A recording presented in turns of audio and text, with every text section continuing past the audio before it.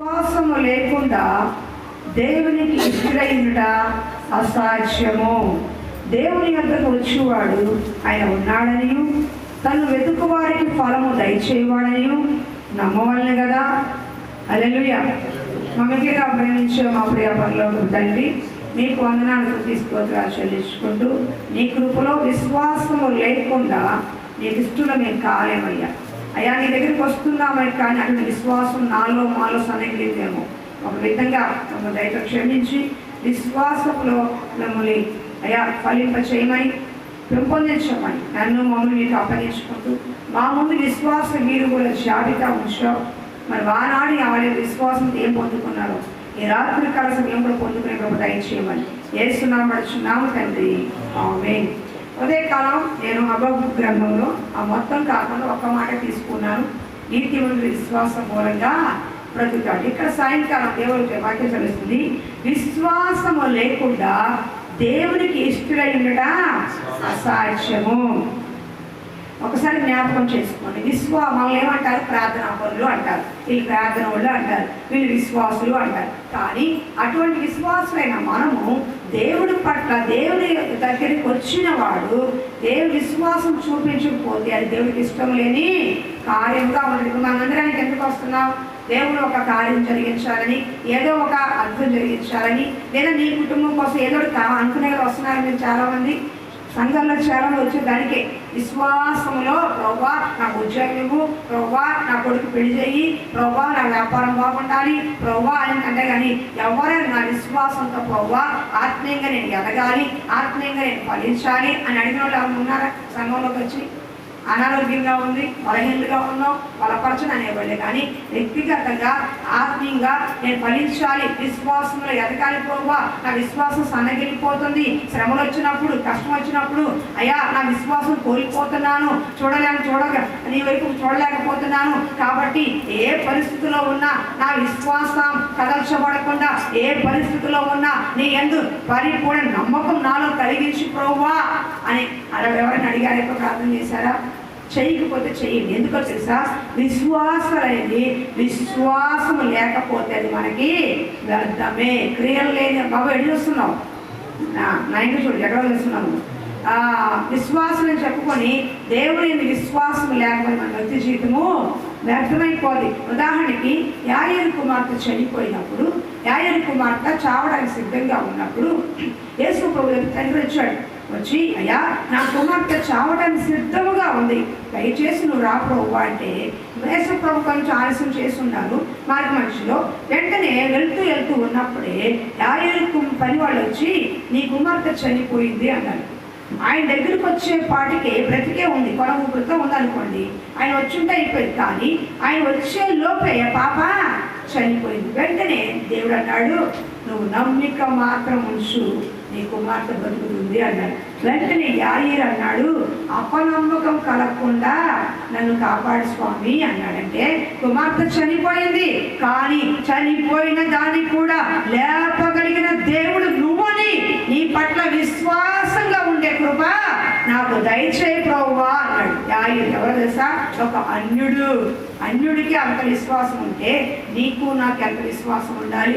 విశ్వాసులైన వారు ఇంకా కుటుంబంలో తగిన విధంగా పొందుకోలేకపోతారంటే తగినంత విశ్వాసం కనిపించట్లా. విశ్వాసం అంటే దేవుని మీద నమ్మకం, విశ్వాసం అంటే దేవుని మాట మీద, దేవుని వాగ్దానం మీద గుడ్డిగా నమ్మటం. విశ్వాసం అంటే చూసేది కాదు, కనిపించనిది, అదృష్టమైనది, నీకు ఉంది అని నమ్మటమే విశ్వాసం. నేను పొద్దున చెప్పాను, మళ్ళా క్లుప్తంగా మాట చెప్పి ముందుకు వెళ్తాను.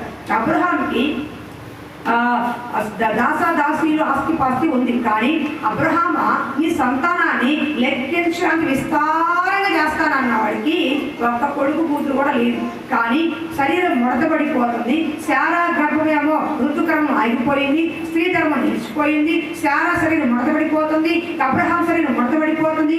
ఏ మాత్రం శారీరకంగా కలిసేంత సంబంధం కూడా వాళ్ళ మధ్య లేదు. అయినప్పటికీ కూడా వాగ్దానం చేసిన దేవుడు నమ్మదగిన వాడు, ఎట్లాగైనా సరే మాకు కుమారుని ఇస్తాడు, మాట ఇచ్చిన దేవదేవుడు, నన్ను పిలిచిన దేవుడు, ఈ ఆస్తిపాస్తులు ఇచ్చిన దేవుడు నిశ్చయంగా నాకు కుమారుని ఇస్తాడు అని తన శరీరం మృతతుల్యమైపోయినా, తన శరీరం ముడుచుకుపోతున్నా, ముడత పడిపోతున్నా, ఏనాడు పడిపోతున్నా దేవుని మాట పట్ల అంత గుడ్డిగా నమ్మాడు. కాబట్టి కొన్ని పొరపాటు వాళ్ళైనా సరే 25 సంవత్సరాల తర్వాత అబ్రహాంకి రమారమి 100 సంవత్సరాల వయసులో కుమారుని ఇచ్చాడు. ఇచ్చాడా లేదా? అంటే విశ్వాసం అంటే చూడండి ఒకసారి అక్కడ ఒక మాట రాసింది, చాలా ఇష్టమైన మాట, మీకు కూడా అర్థమవుతుంది. చూడండి అమ్మా, ఏం చూడండి. అబ్రహాము పిలువబడినప్పుడు విశ్వాసం బట్టి ఆ పిలుపుకు లోబడి తాను స్వాస్థ్యంగా పొందలైన ప్రదేశం వెళ్ళను, మరియు ఎక్కడికి వెళ్ళవనో అది ఎరగక వెళ్ళను. విశ్వాసం బట్టి అతనితో ఆ వాగ్దానాలకు సమాన వారసులైన ఇస్సాకు, యాకోబుల వారు గుడారం నివసించుచు అన్యుల దేశంలో ఉన్నట్లుగా వాగ్దాన దేశంలో పరవాసులయ్యి. 11 విశ్వాసం బట్టి సారాయు వాగ్దానం చేసినప్పుడు నమ్మదలను ఎంచుకొని కనుక తాను వయస్సు గతించిందైనను గర్భము ధరించిన శక్తి లేకపోయిను. అందుచేత మృతతుల్యుడైన ఆ ఒకరి నుండి సంఖ్యకు ఆకాశ నక్షత్రములే సముద్ర తీర లెక్కింపశక్యం గాని ఇసుక వలె సంతానం కలిగిందంట. హల్లెలూయా. మనం ఎవరు? అబ్రహాము సంతానం చెందినవారు. ఎక్కడి నుంచి వచ్చింది? తన గర్భవాసంలో పుట్టింది ఒక్క కుమారుడే, వాగ్దాన పుత్రుడే ఇస్సాకే. ఇస్సాకు ద్వారా యాకోబు వచ్చాడు. యాకోబుకి 12 మంది కుమారులు కలిగారు. ఆ 12 మంది కుమారులు ఐగుప్తులోకి వెళ్ళారు. ఆ 12 మంది ఈ దాసరి పనులు మొత్తం 70 మంది యాకోబు కుమారులు ఐగుప్తు దేశంలోకి వెళ్ళారు. ఐగుప్తు దేశంలో వెళ్ళిన తర్వాత వాళ్ళ సంఖ్య విస్తరించి 20 లక్షల మందికి వెళ్ళింది. ఒక్క ఇస్సాకు నుంచే ఇసుక రేణువులంత సంతానాన్ని దేవుడు ఇచ్చాడు. ఒక్క వాగ్దాన పుత్రుడి నుంచే అతని నుంచి తన కుమారుడు పుట్టాడు. కుమారుడికి 12 మంది కుమారులు పుట్టారు. దాసాదాసులు 70 మంది అయ్యారు. ఆ 70 మందితోనే ఐగుప్తు దేశంలో పాలు పెడితే లెక్కకు విస్తారమైన సంఖ్యగా మారిపోయారు. ఆఖరి ఫరో చూసి భయపడేంత సంఖ్య అయిపోయిందంట. ఎక్కడి నుంచి వచ్చింది అది? ఆనాడు చూసిన అబ్రహాం చూసిన విశ్వాసం బట్టి. కంటికి కనిపించేది కాదండి విశ్వాసం అంటే. దేవుడు నీకు ఒక మాట ఇస్తే, నీకు ఒక వాగ్దానం ఇస్తే అది అవునని ఆమెనని నిశ్చయంగా చేసే దేవుడు. ఆయన అన్న మాట తప్పే దేవుడు కాదు. ఇప్పుడు నా ఎదురు కనబడుతున్నాం, ఉన్నామని నమ్మటం కాదు. ఉన్నా లేకపోయినా సరే పలానా చోట ఉన్నారు అంటే గుడ్డిగా నమ్మే విధంగా ఉండాలి. వాక్యం మీద ఆధారపడే విధంగా అలా జరుగుతుందా, ఇలా జరుగుతుందా, అట్లా ఉంటుందా, ఎక్కడైనా ఇట్లా ఉంటుందా? 10 ఏళ్ళకే ఏంటి 25 ఏళ్ళకి 20 ఏళ్ళకి పిల్లలు లేకుండా ఎంతమంది ఉన్నారు? 50 ఏళ్ళకి మొత్తం అయిపోతుంది కదా, అన్నీ అయిపోతాయి కదా, పిల్లలు ఎలా కొడతారు అని మనలాగా అనుకోవాలి. చాలా వాగ్దానం చేసి వెళ్ళి నమ్మదగిన వాడు అని భార్య భర్తలు ఇద్దరు కూడా నమ్మారు. కాబట్టి శరీరము ఏమాత్రం సహరించకపోయినా తన వృద్ధాప్యుల కుమారుని కన్నాడు. యవ్వన ప్రాయుల కుమారుని కంటే దేవుడు ఇచ్చేవాడండి. యవ్వనంలో ఎవరైనా కంటారంటారు, కానీ 100 సంవత్సరాల వయసులో శరీరం ముడతపడిపోయి కర్ర తీసుకుని నడుస్తున్నాం. తాత వయసులో వాడికి మగపిల్లాడిచ్చాడే, అది దేవుడి గొప్పతనం. హల్లెలూయా. దేవుడు చేసే కార్యాలు అల్పంగా ఉండవు, స్వల్పంగా కనపడుతున్నా గొప్పవిగా ఉంటాయి. లెక్కింపగాని శక్తిమంతా గొప్ప శక్తిగా ఉంటాయి. ఆయన చేసే చిన్న కార్యమైనా సరే గొప్పగా ఉంటుంది. ఉదాహరణకి దావీదు ఒడిసెల రాయి తీసుకున్నాడు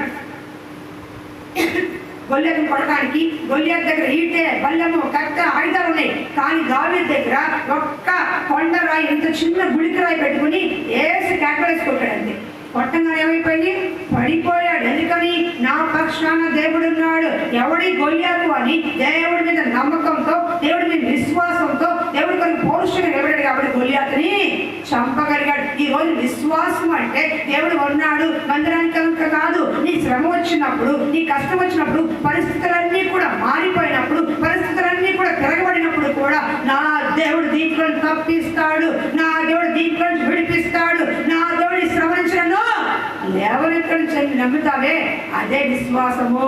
అన్ని బాగున్నప్పుడు కాదు చూపించే విశ్వాసము, అన్ని బాగోలేనప్పుడే, సహరించినప్పుడే, ఇంట్లో కొదువుగా ఉన్నప్పుడే, ఇంట్లో లేమిగా ఉన్నప్పుడే, ఒంట్లో ఓపిక లేనప్పుడే దేవుడు నిన్ను వాడుకుంటాడని నమ్మడమే విశ్వాసము. అర్థమవుతుందా? అందుకనే ఇక్కడ ఉదాహరణ 11వ అధ్యాయం అంతా కూడా విశ్వాస జాబితా పెట్టాడు. విశ్వాసం అంటే మనము చెప్పుకోవటం కాదు, చూపించేది. క్రియల్లో మనము చూపించేది. కొంతమందికి పిల్లలు లేదు, పిల్లలు లేకపోయినా సరమ్మా నీకు పిల్లల్ని ఇస్తాడమ్మా అన్నప్పుడు నమ్మి ప్రభువా నాకు కుమారుని ఇస్తాను ప్రార్థన చేస్తే దేవుడు తప్పకుండా ఇస్తాడు. 4 ఏళ్ళైంది పిల్లలు కొట్టగా, 5 ఏళ్ళైంది పిల్లలు కొట్టగా, ఇంకేం కొడతారు లేదు వీళ్ళు అనుకుని వాళ్ళు ఏం కొడతారు వీళ్ళు అనుకుంటే కుదరదు. దేవుడు వాగ్దానం చేసి ఉంటే మరుసటి ఏటకి నీ కౌగిట్లో కుమారుడు ఉంటాడని సురేమి తెలిస చెప్పాడు. ఆవిడ ఉంది నాకు ముసలి భర్త అయ్యా చెప్పమాగా ఉంది, కానీ ఉంటాడని చెప్పాడు. మరుసటి ఏటకల్లా సురేమి మొక్కడం కలిసింది. ఎందుకని దేవుని మాట అంత గట్టిదండి. ఆ మాట చాలా నమ్మరు, వాక్యం వింటారు కానీ వాక్యాన్ని పట్టుకోరు, వాగ్దానం వింటారు కానీ వాగ్దానాన్ని పట్టుకోరు. ఎందుకనే విని వెళ్ళిపోయి ఉన్నారు కాబట్టి మన జీవితంలో అల్పంగా కనపడుతున్నాం. విశ్వాసం చెప్పుకుంటున్నామే కానీ దేవుని అంత తగినంత విశ్వాసము క్రియల్లో కనిపించట్లేదు. కాబట్టి మన జీవితాలు అభివృద్ధి లేకుండా మనమే ఆటంకంగా ఉంటాం. ఒక ఉదాహరణకి పని ఉన్నా లేకపోయినా నా దేవుడు ఈ ఆదివారం సంపాదనని నాకు డబల్గా ఇస్తాడు. ఆదివారం ఒక్కరోజు నా దేవుడి కోసం నేను ఉంటే నాకు కావాల్సిన ప్రతి అవసరాన్ని తీరుస్తాడని చెప్పేదే విశ్వాసము. హల్లెలూయా.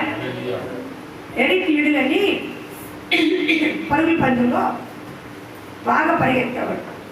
అతనికి 100 కిలోమీటర్ల పరుగు పందెంలో పాల్గొనే అవకాశం వచ్చింది. మంచి కప్పు ఇస్తారు, ప్రైజ్ మనీ ఇస్తారు. కానీ ఏంటమ్మా పడుకో అరవకూడదుగా. అయితే ఆ రోజు ఆదివారం వచ్చిందని మంచి ఎన్నాళ్ళ నుంచి ఎదురు చూస్తున్నాడు, దానికోసం కష్టపడ్డాడు, అభ్యాసం చేశాడు, పరిగెత్తాడు, ఎంతో చూశాడు. కానీ ఆ రోజు ఆదివారం వస్తే కోచుతో అన్నాడు ఆదివారం మాత్రం నేను పరిగెడుతున్నాను. అదేంటయ్యా ఇంతకాలం కష్టపడ్డావు, రాక అవకాశం వచ్చింది, మరి పరుగు పనులు ఇస్తే నీకు తర్వాత మరి పైకి వెళ్ళొచ్చు కదా అంటే లేదండి ఆదివారం నేను ప్రభుకి ఇచ్చిన దినం కాబట్టి నా జీవితంలో ఆదివారం నేను ఏ పని చేయలేని పెట్టాను, నేను చర్చికి వెళ్ళాలి, దయచేసి నేను ఈ పరుగు పనులు పాల్గొనన్నాడు. నేను రమ్మండి ఆ 100 కిలోమీటర్లు పాల్గొకుండా మందిరానికి వెళ్ళిపోయాడు. తర్వాత 400 కిలోమీటర్లు పరిగెత్తే అవకాశం వచ్చింది. ఆ రోజు ఆదివారం రాలా, కానీ 400 కిలోమీటర్లు పరిగెత్తే అవకాశంలో ఫస్ట్ ప్రైజ్ ఎవరు తెలుసా? ఎరిక్ లిడిల్కి వచ్చింది. ఎందుకో తెలుసా? 100 కిలోమీటర్లు అప్పుడే ఆగిపోయి ఉంటే 400 కిలోమీటర్లు పరిగెత్తేవాడు కాదు, ఒలింపిక్ పథకం అతనికి వచ్చేది కాదు. దేవుడి నిమిత్తం నువ్వు వదులుకునే కొంచెం సమయం, దేవుడి కొరకు వదులుకునే కొంచెం పని, దేవుడి కొరకు వదులుకునే కొంచెం డబ్బు నీకు తర్వాత రోజుల్లో విస్తారంగా ఇచ్చే దేవుడే కానీ ఉంచుకునే దేవుడు కాదు.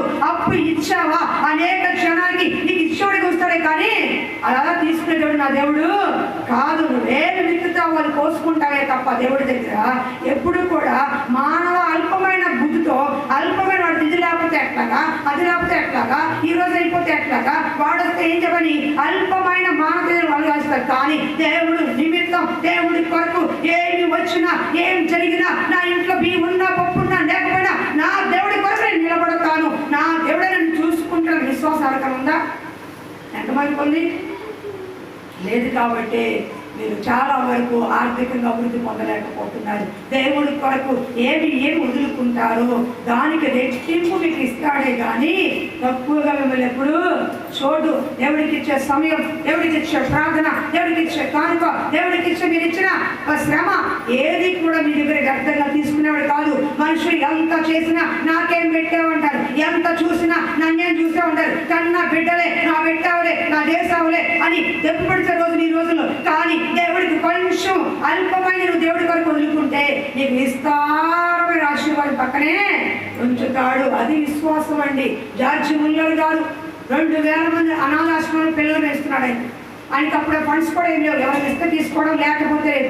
అలాంటి జార్జి ముల్లర్ గారు ఒక రోజున రొట్టె బ్రెడ్ పాలు లేవు, సమస్తము కూడా ఏం పెట్టడానికి అవకాశం లేదు, ప్రార్థన చేస్తున్నాడు. పనివాడు వచ్చాడు, అయ్యా ఈ రోజు పిల్లలు పెట్టడానికి 2000 మంది పిల్లలు ఉన్నారు, పాలు లేవు, బ్రెడ్ లేదు, ఏం చేయాలో అర్థం కావట్లా, ఎక్కడ వచ్చే సూచన కనిపించట్లా, ఎవరు సహాయం కనిపించట్లా అంటే జార్జి ముల్లర్ గారు అన్నారు నేను గదిలోకి వెళ్ళి తలుపేసుకుని ప్రార్థన చేస్తూ ఉంటాను అన్నాడు. ఆయన ఉదయం 7 గంటలకు ప్రార్థనకి వెళ్ళాడు.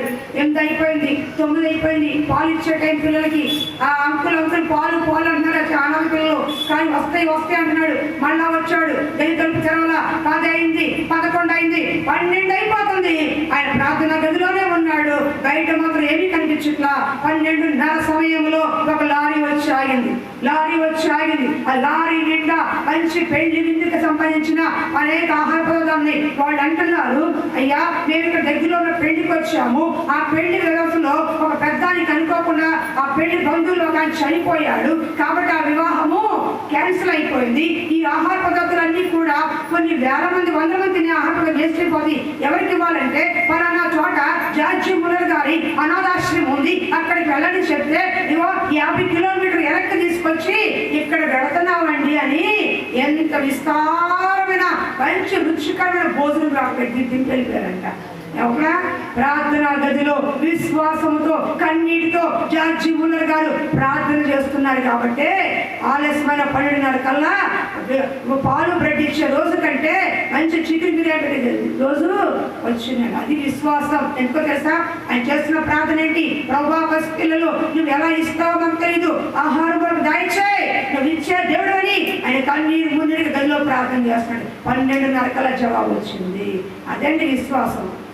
ఏమాత్రంగా ఒక ఆవిడ ఉంది, నేను అక్కడికి వెళ్ళి అది చూపించుకున్నా ఏ చూపించుకునే ప్రయోజనం లేదు, వేస్ట్ అది, ఏ చూపు ప్రయోజనం లేదు. చేయాల్సిన ప్రార్థనలు చేయకపోతే అటు తిరిగి ఏమీ దొరకదు, ఇంకా శాపగ్రస్తం అయిపోతాం. అట్లా ఉండకూడదు. చూడవలసిన దేవుళ్ళను చూసే విధంగా ఉండాలి. పరిస్థితులు బాగున్నప్పుడు దేవుడు అంటాం కాదు, పరిస్థితులు విరోధంగా మారినా, ఇంట్లో సమాధానం లేకపోయినా, ఇంట్లో గొడవ జరుగుతున్నా, ఇంట్లో ఒక రూపాయి కూడా కానుకనే డబ్బులు లేకపోయినా, ఇంట్లో నిజంగా పీపకించ లేకపోయినా, యెహోవా నా కాపరి నాకు లేమి కలగదు అనే విశ్వాసంతో పలుకుతావే, అది విశ్వాసం అంటే. అంతేగాని ఉప్పు లేదు, పప్పు లేదు, చింతపండు లేదు, పాలు లేవు, పెరుగు లేదు, ఏమిరా నువ్వు అని అనుకునేది కాదు. లేకపోతే ఇంటి ఆడది, ఇంటి ఇల్లాలు మోకరించి ప్రార్థన చెయ్యాలి. భర్త నా భర్త బయటికి వెళ్ళాడు, ప్రభువా ఇదిగో ఈ సరుకులు మాకు కావాలి, ఈ అవసరం మాకు ఉంది, దయచేసి మాకు సహాయం చేయ ప్రభువా అని ఇంట్లో స్త్రీలు ప్రార్థన చేయాలి. అది మన చేత కాదు. తెచ్చావా, ఇచ్చావా, ఇలాగే చేస్తాం నాకు తెలుసు అని తెప్పి పడుస్తారు. అలాంటి మాటలు క్రైస్తవుల చేత ఉండకూడదు. బయటికి పురుషుడు వెళ్ళాడంటే స్త్రీలు, గుడారంలో ఉన్న స్త్రీలు ప్రార్థన చేయాలి. ఎందుకు? క్రైస్తవులు ఆశ్రయించబడట్లా? ఎందుకని? మీకు కావాల్సిన పొందుకోవట్లా? ఒకళ్ళు పనికి వెళ్తారు, ఒకళ్ళు ప్రార్థన చేయరు. భర్త వాళ్ళతో ముచ్చట్లు పెట్టుకుంటారే కానీ చేయవలసిన ప్రార్థన చేయరు. అయ్యా నా భర్త కష్టపడుతున్నాడు, నా బిడ్డ కష్టపడుతున్నాడు, ఇదిగో వాళ్ళ ప్రయాస ఆశ్రయించండి, వాళ్ళ కష్టం ఆశ్రయించమని కనీసం రోజు మొత్తంలో 1 గంటను ప్రార్థన చేయగలుగుతున్నావా? చెయ్యి. అది లేదు, ఇది లేదు, వాళ్ళకుంది, వీళ్ళకుంది, వాళ్ళకి ఎంత నీకెందుకు ఇవ్వలేదు? నువ్వు ప్రార్థన చేయట్లేదు కాబట్టి విశ్వాసం అంటే కనిపించేది కాదు, కనిపించందే. కళ్ళ ముందు కనిపిస్తే విశ్వాసం తెచ్చుకోదు. కళ్ళ ముందు కనిపించిందైనా సరే పరిస్థితులన్నీ కూడా, ఇల్లు లేకపోయినా నా దేవుడు ఒక దినాన ఇల్లు నాకు సొంత గృహం దయచేసి కనిపించే విశ్వాసం. అర్థమవుతుందా? ఆ ఇంట్లో ప్రవేశించేంత వరకు కూడా ప్రార్థన చేయాలి. ఆ ఇంట్లో ఒక బండి లేకపోయినా తిరుగుతూ ఉన్నప్పుడు నీకు బండి కావాలి, నిత్యంగా నాకు బండి ఇచ్చండి అనుకుంటావే, అదే విశ్వాసం. ఒకరోజు నీ కళ్ళ ముందు బండి, కారు వచ్చి తీరుతుంది. పాల్ యాంగ్షో కారు దక్షిణ కొరియా దేశంలో ప్రపంచవ్యాప్తంగా ఉన్నతమైన సంఘం, దాదాపు 20 లక్షల మంది ఒక్క ఆదివారం పూట సంఘానికి వెళ్తారు. 600 కిలోమీటర్ల నుంచి ఫ్లైట్లో ఆరాధనకు వస్తారు. తెల్లవారుజామున 4 గంటలకి ఆరాధన స్టార్ట్ అవుతుంది. ఆ 4 గంటలకి అర్ధరాత్రి 1 గంటకే క్యూలో నుంచుంటారంట. అదండి సంఘం అంటే. నిజంగా ఇప్పుడు కానీ 80 సంవత్సరాలు ఇంకా ఉన్నారు. కొట్టండి పాల్ యాంగ్షో, మాస్టర్ పాల్ యాంగ్షో అని కొట్టండి గూగుల్లో. ఇప్పుడు కాదు, ఇంటికి కొట్టుకోండి. నేను చూపించండి ఆ సంఘము, అది చూపిస్తారు. నిజంగా ఎంత బాగుంటుంది. ఆయన తెలుసా? ఒక బౌద్ధుడు, ఆయన మనోడు కాదు, దక్షిణ కొరియా ఒక బౌద్ధ మతస్థుడు. బైబిల్ ఇస్తే చించి పారేశాడు. క్షయవ్యాధి చావుకదు ఆయన దేవుడు దర్శించాడు. అలాంటి ఆయన సేవకు వచ్చిన కొత్తలో రాసుకోవడానికి టేబుల్ లేదు, ఇళ్ళం తిరుగుతున్నాడు, కాళ్ళు నొప్పులు వస్తున్నాయి. సైకిల్ ఉంటే బాగుంటుంది ప్రభువా, నాకు ఒక సైకిల్ కావాలి, ఒక టేబుల్ కావాలి ప్రభువా అని ప్రార్థన చేశాడు. ఈయన ప్రార్థన చేసిన అందరికీ అన్నీ వస్తున్నాయి కానీ 1-2 నెలలు ఆయనకి జవాబు రాకపోతే ప్రభువా నేను ప్రార్థన చేసిన అందరికీ వస్తుంది, ఏం రాలేదంటే అయ్యా నీకు ఏ సైకిల్ కావాలి, ఏ కలర్ కావాలి, ఏ కంపెనీ కావాలి స్పష్టంగా చెప్పాడు దేవుడు. వెంటనే నాకు హీరో సైకిల్ కావాలి, రెడ్ కలర్ కావాలి, ఇలా ఉండాలని కేవలం రాసుకున్నాడంట. మీరు నమ్మండి, 10 రోజుల తర్వాత ఒకళ్ళు ఇల్లు మారుతున్నారు. ఇల్లు మారినప్పుడు సామాన్ అంతా పెట్టుకున్నారు కానీ వాళ్ళు పట్టణం వస్తున్నారు అంటే సైకిల్ పట్ల టైర్ల పట్ల ఈ సామాన్ అంతా పెట్టింది. ఈ రెండు మిగిలిపోతున్నాయి. ఎవరికి ఇవ్వాలనుకుంటే పక్క సందులో ఒక కూర పాస్టర్ గారు ఉన్నారుగా, ఆయనకి ఇద్దాం ఉపయోగపడుతుందండి. భార్య భర్తలు ఇద్దరు వెళ్ళి మేము ఇల్లు మారిపోతున్నాము, ఈ సైకిల్ మాకు ఎక్స్ట్రా ఉంది, ఈ టేబుల్ ఎక్స్ట్రా ఉంది, ఈ రెండు మీరు పెట్టినమాట. కొత్త సైకిల్ ఏ కంపెనీ అడిగాడో అదే కంపెనీ సైకిల్ దేవుడు అతని ద్వారా ఇచ్చాడు, టేబుల్ ఇచ్చాడు. ఇప్పటికీ సజీవ సాక్ష్యం ఉందండి. అది విశ్వాసం అంటే. ఏమన్నా తెలియదు, వచ్చావా కొట్టావా 10 రూపాయలు వేసుకున్నామా, తిన్నామా పడుకున్నామా, లేచావా తెల్లారిందా, కనుక్కున్నామా గుద్దుకున్నామా లేచిపోయావా. అది విశ్వాసం అంటే. ఏ విశ్వాసం ఉన్నారు మీరు? ఏ విశ్వాసం పొందుతున్నారు? దేవుడి పట్ల ఉండవలసిన విశ్వాసం లేకపోతే కుటుంబాలు అభివృద్ధి మనం చూడలేం. అందుకే దేవుడు చెప్పి అబ్రహాము చూసిన విశ్వాసం ఏంటి? తన శరీరము ఏలాడుతుందంట, ఏలాడి పడిపోతుంది. కానీ అంత ఏలాడి పడిపోతున్నా సరే నా దేవుడు వాగ్దానం చేశాడు, నాకు తప్పకుండా కుమారుని ఇస్తాడు అని ఆ వయసులో కూడా నమ్మాడు. కాబట్టి 100 సంవత్సరాలైనా సరే అబ్రహాంకి కుమారుని ఇచ్చాడండి. విశ్వాసంలో ఉన్నవాళ్ళు ఎంతో మంది ఉన్నారు. విశ్వాసం ద్వారానే పునాదులు లేపారు, విశ్వాసం ద్వారానే ప్రార్థనలు ఎన్నో జయాలు పొందారు. దానియేలు విశ్వాసం ద్వారానే సింహాల నోళ్ళను మూయించాడు. సింహాల నోళ్ళను విశ్వాసం ద్వారా మూయించాడు. దేవుడే ప్రార్థన చేస్తే సింహాల నోళ్ళను ఆజ్ఞాపించాడు, ఎవరు మూసాయి అంటే ఒక్కరికే పారిపోతాం. 120 సింహాల మధ్యలో ఒక రాత్రి అంతా గడిపాడు దానియేలు. ఒక్క సింహం కూడా కుక్క కాపలా కలిసి కాసిందే కానీ దగ్గరికి కూడా వెళ్ళలేదంట. అదండి విశ్వాసం అంటే. విశ్వాసం అంటే ఆ విధంగా ఉండాలి. షడ్రకు మేషకు అగ్నిగుండంలో పడేస్తామన్నా నేను చచ్చిపోతాను కానీ ఈ ప్రతిమకు నమస్కారం చేయరప్పో అన్నారు. కానీ దేవుని మహాకృపను బట్టి ఎవరిని ఎప్పుడు ఎక్కడా కూడా దేవుడిని తక్కువ చేయలే. నీరో చక్రవర్తి ఉన్నప్పుడు విశ్వాసులైన వారిని సింహాలకి ఎరగేసేవాడంట. ఆయన క్రూరమైన చక్రవర్తి. ఎవరైతే దేవుని నమ్ముకుంటారో సింహాలు 10 రోజులు ఆకలితో పెట్టేసి బోన్లన్నీ వదిలేసి ఈ క్రైస్తవులు అందరినీ ఆ మధ్యలో వదిలేశాడంట. అవైతే చీల్చి చెండాడు తినేసేవంట. ఆకలితో ఉంటాయి కదా సింహాలు, ఎక్కడ పీకుతాయి తెలియకుండా చంపేసేవంట. మేము దేవుడు వద్దు అనుకున్న వాళ్ళని బయటికి తాగేవాళ్ళంట. దేవుడికి కావాలనుకున్న సింహాలకి ఆహారంగా వేశాడంట. అలాంటి పరిస్థితుల్లో కూడా మాకు దేవుడు కావాలని ఆ రోజు సంఘం నిలబడింది. కాబట్టి ఈ రోజు నువ్వు నేను ఇక్కడ బ్రతుకున్నావండి. రంపాలతో కోయబడ్డారు, రాళ్లతో కొట్టబడ్డారు, బ్రతుకుండగానే చర్మం ఒలిచి పారేస్తారు, బ్రతుకుండగానే సింహాలకి ఎరేస్తారు, బ్రతుకుండగానే చిత్రహింస పెట్టారు, బ్రతుకుండగానే ఆత్మహత్య చంపేశారు. అలాంటి మహానుభావ విశ్వాసం ఈ రోజున మనకు కొనాలి. ఆఫ్టర్ ఆల్ నువ్వు నేనంట ఒక్కసారి బైబిల్ చదివి చూడు, నీ విశ్వాసం తెలుస్తుంది. ఎవరైనా సరే వాక్యం వింటారు వెళ్ళిపోతారే కానీ ఎవరైనా వాక్యం విన్నారు ఏ రోజున బైబిల్ చదువుతారా? ప్రార్థన చేస్తున్నారు, బైబిల్ చదువుతారు. ఎప్పుడైనా దేవుడు మనసుని తెలుసుకోవాలని బైబిల్ చదవాలిగా. నీకు దేవుడు ఏం చేశాడు, ఎలా ఉండమన్నాడు, ఏం చదివితే తెలుస్తుంది. చదవం పని ఇంట్లో అంటులు తవ్వుకుంటాం, బట్టలు ఉతుక్కుంటాం, సుత్తి వేసుకుంటాం, సొల్లు వేసుకుంటాం, మన పని చేసుకుంటాం, అన్నీ చేసుకుంటాం, తింటాం, పడుకుంటాం, ఇంకా కావాలంటే ముచ్చట్లు వేసుకుంటూ పూర్లు పని తిరుగుతాం. కానీ వాక్యం మాత్రం మనము చదవ. జార్జి ముల్లర్ గారు 89 సంవత్సరాల వయసులో 200 సార్లు బైబిల్ చదివారు. ఆయన వయసు 89 సంవత్సరాలు. ఆయన చదివింది 200 సార్లు బైబిల్ చదివారంట. ఆయన కొంతమంది సేవకులు మోకాళ్ళలో చదివారు బైబిల్. అందుకనే వాళ్ళు అంత ఉన్నతంగా ఉజ్జీవంగా వాడబడ్డారండి. ఇప్పటికే నేను 6 సార్లు చదివాను. మరి దేవుడి చిత్తమైన జనవరి నుంచి మళ్ళీ పూర్తి చేయాలని ఇష్టపడుతున్నారు. 7వసారి పూర్తి చేయాలని ఇష్టపడుతున్నారు. నాకు బైబిల్ చాలా ఇష్టం. కాకపోతే డిస్టర్బెన్స్ ఉండకూడదు. దేవుడు వాక్యం మాట్లాడుతున్నప్పుడు నాకు దేవుడు కొన్ని ఆలోచనలు ఇస్తాడు. అవి వెంటనే నాకు మైండ్లోకి వెళ్ళిపోతుంది. ఆ టైంలో ఎవరైనా అన్నారనుకోండి నాకు డిస్టర్బెన్స్ అయిపోతుంది. కాబట్టి ఆ వాతావరణం, ఆ ప్లేస్మెంట్ కలుపులో వేసేసుకున్న అవసరం అయితే 1 గంటన దేవుడితో బైబిల్ చదవాలని నిర్ణయించుకున్నాను. జనవరి నుంచి ఆ పని ప్రారంభిస్తాను. మీరు కూడా తీర్మానం తీసుకోండి. జనవరి నుంచి మీకు అవకాశం ఉంది. రోజుకి 1 గంట అయినా సరే బైబిల్ చదవండి. ప్రార్థన బైబిల్ అనేది 2 రెక్కలు లాంటి. 2 చేతులు ఎలా పనిచేస్తున్నాయో ఒక చేతితో ప్రార్థన చేయాలి, ఒక చేతితో బైబిల్ చదవాలి. లేకపోతే 1 చేతితో అవుట్వాళ్ళగా ఉండిపోతాం. మనం ఒక చేతితో పని చేసుకుంటే అంతో, బైబిల్ చదవకపోతే అంతే. నీకు చదువు ఉండి కూడా బైబిల్ చదవకపోతే దేవుడు లెక్క అడుగుతాడు. ఒక చదువు రాకపోతే చదువుకున్న వెళ్ళి విను. లేదా ఇప్పుడు ఆడియో టేప్ వచ్చింది, ఒక్కసారి యాప్ కొట్టావంటే పై వంట చేసుకుంటూ బట్టలు ఉతుక్కుంటూ బైబిల్ వినొచ్చు. ఆడియో మౌతానే ఉంటుంది.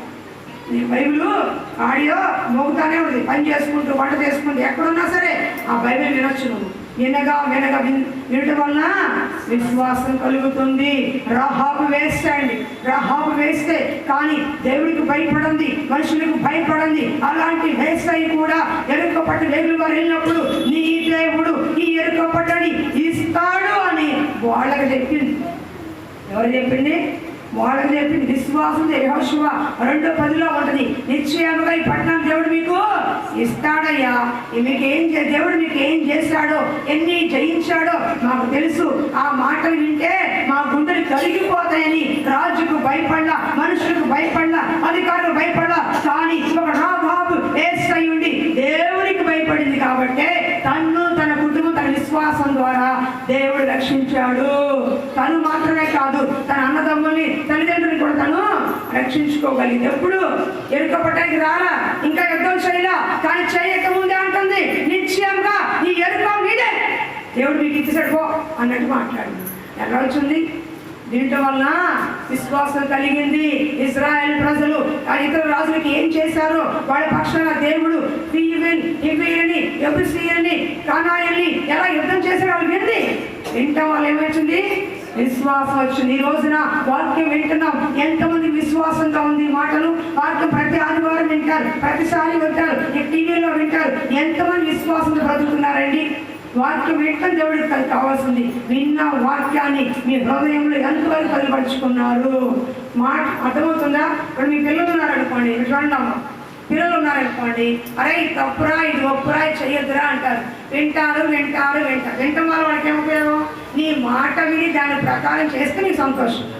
అంతే కదండి, అంతే కదా. మీ పిల్లలు అరే మీకు వెళ్ళొద్దు, తిరగొద్దు, తాగొద్దు, చేయొద్దు, వాళ్ళతో స్నేహం వద్దని చెప్పినప్పుడు చెప్పగా వింటానే ఉంటారు. కానీ అలా తిరగడం ఆపరు, తాగడం ఆపరు, వెళ్ళటం ఆపరు, వాళ్ళ పని వాళ్ళే చేసుకుంటారు. అప్పుడు ఏమవుతుంది? మనకు బాధ అనిపిస్తుంది. కానీ మా నాన్న చెప్పాడు నా మంచి కోసమే కదా అని ఎప్పుడైతే ఆలోచించి ఆగిపోతాడో తనకి అభివృద్ధి వస్తుంది, తండ్రి మనసుకి సంతోషం కలుగుతుంది. వాక్యం కూడా అంతే. వింటా ఉన్నప్పుడు కాదు, విన్న వాక్యాన్ని అప్లై చేసుకోవాలి. దేవుడు నన్ను ఎలా ఉండమంటున్నాడు, నన్ను ఏం చేయమంటున్నాడు, నేను ఏ విధంగా జీవించాలి, ఎంతవరకు సాక్షిగా ఉండాలని వాక్య ప్రకారం జీవించాలి. ఒక్కసారి మందిరంలో కాలు పెట్టిన తర్వాత ఇంటి దగ్గర చెత్త విషయాన్ని పక్కన పెట్టేసి చెప్పులు వదిలేసి ఈ రోజు దేవుడు నాతో ఏం మాట్లాడుతున్నాడు, అయ్యా ఈ ఆశ్రయం కాదు, నాలో ఉన్న లోపాన్ని ఎత్తి చూపొచ్చిందయ్యా. దావీదు మహారాజు అంటున్నాడు, నాలో ఆయాసకరమైనది ఏమైనా ఉందేమో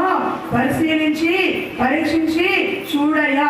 ఈ ప్రార్థన అలవాటు చేసుకోండి. అది ఇవ్వండి, ఇది ఇవ్వండి, ఇది చేయండి, అది చేయండి, అప్పుడు అడగబాకండి. అయ్యా నాలో ఇష్టమైన కార్యాలు ఏమున్నాయో, నా అవజాతులు ఏమున్నాయో, ఏ పాపం నాలో ఉందో అయ్యా యేసు నామములో తీసేయ్ ప్రభు అని ప్రార్థన నేర్చుకోండి. అప్పుడు మీ కుటుంబం అభివృద్ధి పొందుతుంది.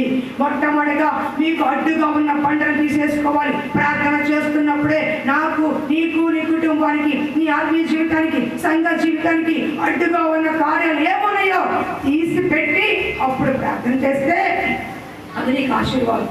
హృదయంలో పాపం ఉంచుకొని ప్రార్థన చేస్తే నీ ప్రార్థన నేను ఆలకించును అని దేవుడు చెప్పాడు. హృదయంలో పాపం ఉంచుకొని ప్రార్థన చేస్తే నేను ప్రార్థన ఆలకించును, ప్రార్థనకి జవాబు ఇవ్వని దేవుడే వాక్యం ద్వారా చెప్పాడు. కాబట్టి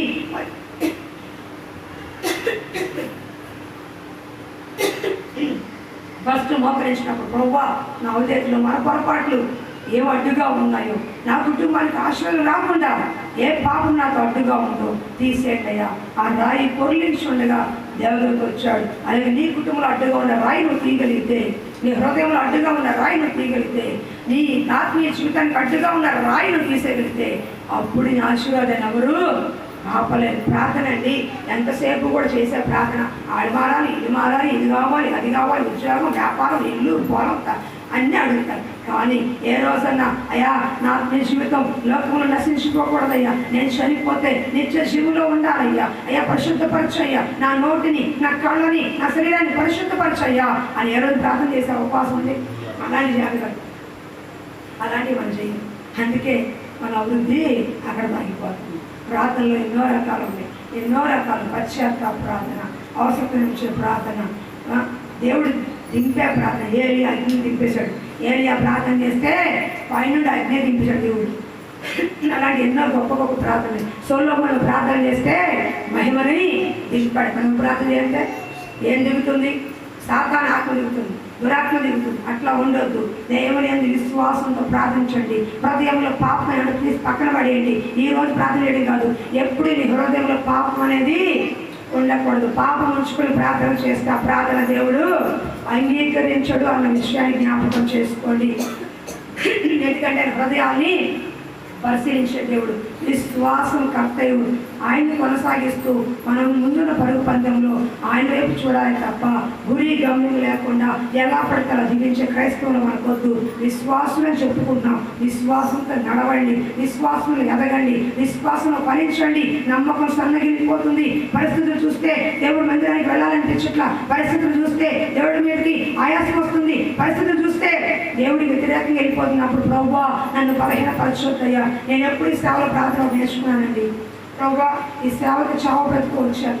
ఎంత కష్టం వచ్చినా, ఎంత బాధ వచ్చినా, ఏ నిందలు వచ్చినా, ఏ అవమానం వచ్చినా నీలో నిలిచి ఉండే కృప నాకు ఇవ్వు, పారిపోకుండా అడిగా. ఎందుకని సేవకంటూ వచ్చాను. ఎవరినో మాట అన్నారని వచ్చి ఏదో నేను అనిపించుకోవాలా కొద్ది సేవ అని వెళ్ళిపోవడం నాకు ఒక నిమిషం పని. 5 సార్లు అలాగే పారిపోయాను.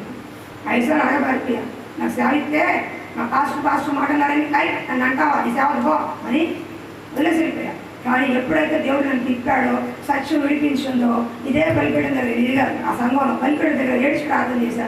చావో బతుకో నీతోనే ఉంటా, నువ్వేం పెడితే తింటా. కానీ ఒక్కడ మాత్రం నిజం, సంఘ సేవ అంటే మామూలు విషయం కాదు. రాళ్ళు పడతాయి, పూళ్ళు పడతాయి, అన్నీ తట్టుకుని నిలబడి ఉండే శక్తిని నాకు ప్రసాదించు, తట్టుకునే శక్తిని నాకు ప్రసాదించు. ఏ స్థితిలో ఉన్నా నిన్ను వదలకుండా ఉండే కృప నాకు దయచేయకపోవా అని అడిగొచ్చాను. అందుకనే ఎంతమంది వచ్చినా, ఎంతమంది పోతున్నా, రాళ్ళు వేసుకున్నా, పూలు వేసుకున్నా, నన్ను పైకి ఎత్తినా, తిట్టుకున్నా, ఏమనుకున్నా ఐ డోంట్ కేర్. ఎందుకంటే నేనైంది, నా దేవుడు అయింది, దేవుడు చెప్పిన మాట అయింది, నేనైంది, అంతవరకే.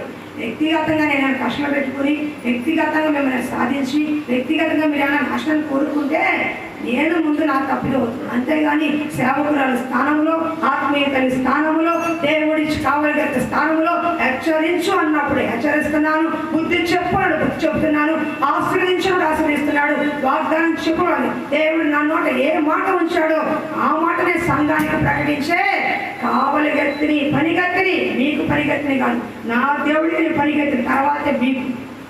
అర్థమవుతుందా? ఈ ప్రక్షాళన ప్రక్రియలో ఎవరున్నా ఎవరిపైనా ఐ డోంట్ కేర్. ఎందుకో తెలుసా? నా దేవుడి పని నేను చేశానా లేదా? మీరు ఉన్న చేత, మీరు లేకపోలేదు. ఇద్దరున్న చేత వాళ్ళు చేస్తారు. అసలు ఎవరు లేకపోతే బయటికి చేసేస్తారు, ఇంటికి చేసేస్తారు. పని మాత్రం ఆగదు. ఎందుకని? ప్రాణం ఉన్నంత వరకు దేవుడి పని చేస్తా. ఇది వేసుకోవాలి, ఇంటికి చెప్తాను.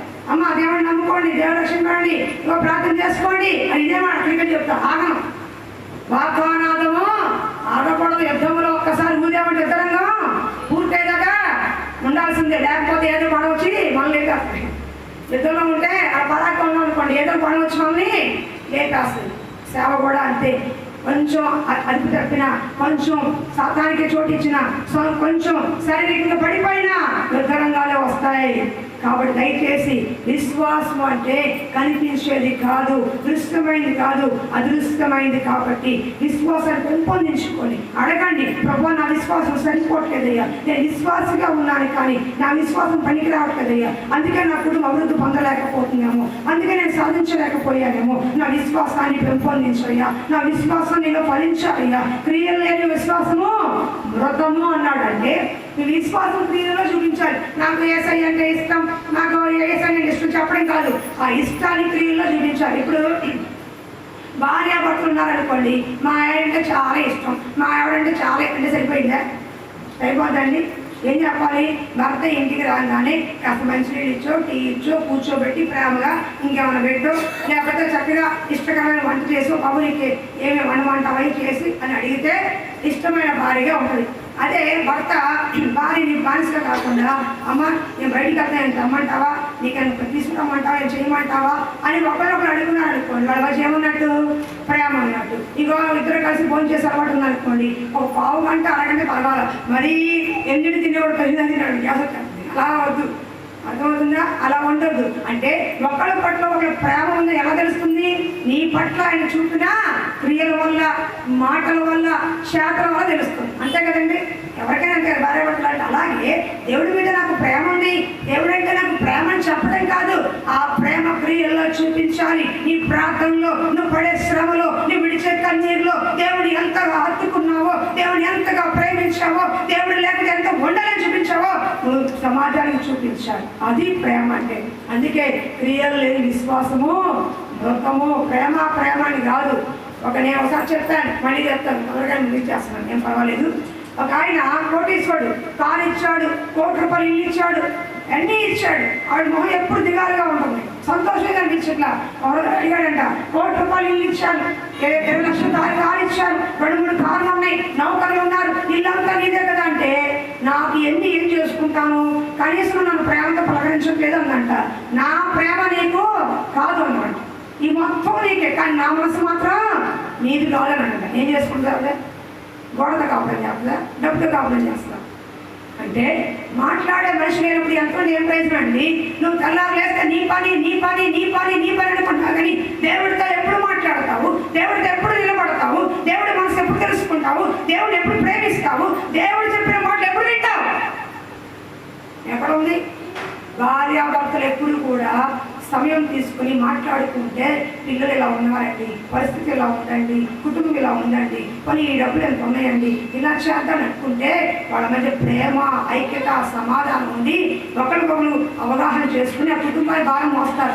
అలా కాకుండా పొద్దున వెళ్ళి ఏ రాత్రిగా వచ్చి తినేసి పడుకున్నాడు ఏం చెప్తారు? నేను కష్టపడతాను, పొద్దున ఎప్పుడో వెళ్ళిపోయాడు, రాత్రి 10ంటికి వచ్చాడు, ఏదైనా చూద్దాం అనుకో ఇంకా పడుకున్నాడు, ఇంకేం చెప్తాం? అంటే గ్యాప్ వస్తుందా లేదా? మాట్లాడాలనుకుంటాం, మాట్లాడే అవకాశం లేదు. చెప్పాలనుకుంటావు, చెప్పే అవకాశం లేదు. అయ్యా ప్రేమ దగ్గర కూర్చోాలనుకుంటావు, కూర్చునే అవకాశమే లేదు. ఏమీ లేకపోతే మనసుకి అనుకోండి ఏం ప్రయోజనం, సుఖం లేని బ్రతుకు అనిపిస్తుంది. అట్లాగే దేవుడితో క్రియలు లేని విశ్వాసము, క్రియలు లేని ప్రేమ, క్రియలు లేని ప్రార్థన వేస్ట్ అంటాడు దేవుడు కూడా. కాబట్టి దయచేసి క్రైస్తవులు అనేవాడు క్రైస్తవులు బతకండి. ఒక ముస్లింగా బ్రతుకుతున్నాడు, హైందవుడు బతుకుతాడు, కానీ క్రైస్తవుడు అడగడిగా బతుకుతాడు.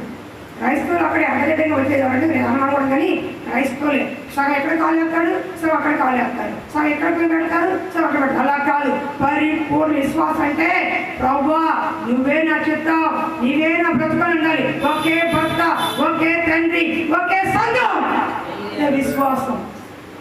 అదే విశ్వాసం. కాబట్టి దయచేసి విశ్వాసంలో దేవుని అడగండి, సన్నగిల్లిపోకండి, సొమ్మసిల్లిపోకండి. పరిస్థితులు మారుతాయి, పరిస్థితులు విరోధంగా నిలుస్తాయి, సాతాను ఎన్నో వల్ల పడుతుంది, యోగుకి ఎన్నో శ్రమలు వచ్చాయి, కానీ విశ్వాసంలో ఎప్పుడు కూడా అతను సన్నగిల్లది. కాబట్టి అతనికి 2 ఆశీర్వాదం దేవుడు ఇచ్చాడు.